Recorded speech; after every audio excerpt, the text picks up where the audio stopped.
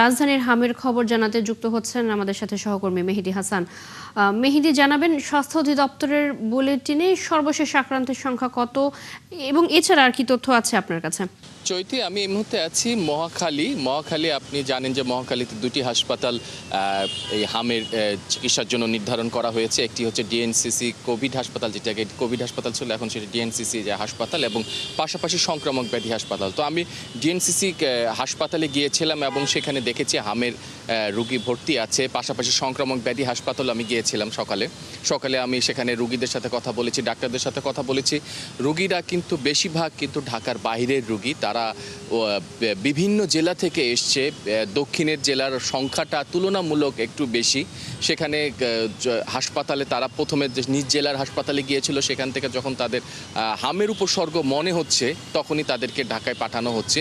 এবং এখানে যেসব রুগীরা আসছে আমরা দেখছি বেশিরভাগই হচ্ছে 80% রুগী আমরা দেখতে পাচ্ছি যে 2 বছরের নিচে।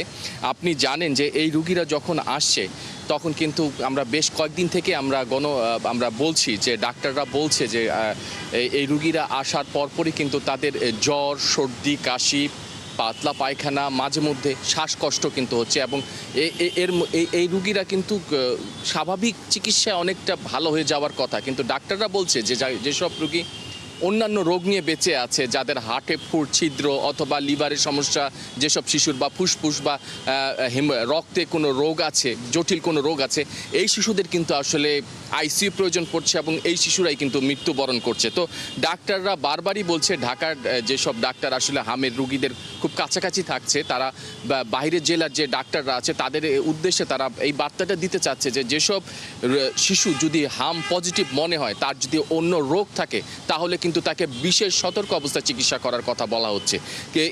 এইটা যদি প্রথম থেকে সাবধানতা অবলম্বন করা যায়, তাহলে হয়তো এই শিশু রুগীটা হাম পজিটিভ হলেও বা অন্য রোগ নিয়ে বেঁচে থাকলেও চিকিৎসা করা অবস্থায় আইসিইউ পর্যন্ত হয়তো না আসলে মৃত্যুটাও হয়তো না হতে পারে।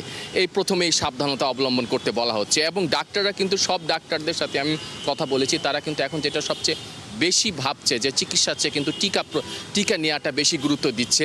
তো এই মুহূর্তে যে আপনি জানেন যে 18টি জেলার 30টি উপজেলায় কিন্তু এই মুহূর্তে টিকা প্রদান চলছে, হামের টিকা। কাছাকাছি যে উপজেলা আছে সেখানে কিন্তু বাচ্চাদের, বিশেষ করে 2 বছরের মধ্যে যেসব বাচ্চা আছে, 5-6 মাস থেকে 2 বছর, এই বা শিশুদের কিন্তু প্রথমে টিকা নেওয়ার জন্য বলা হচ্ছে। কেউ যদি আগে টিকা নেওয়া থাকে সমস্যা নেই, দ্বিতীয়বারও সে টিকা নিতে পারবে। চৈতি। মেহেদী, ধন্যবাদ আপনাকে আমাদের সাথে যুক্ত হবার জন্য। দর্শক, রাজধানীর হামের খবর জানাচ্ছিলেন সহকর্মী মেহেদী হাসান।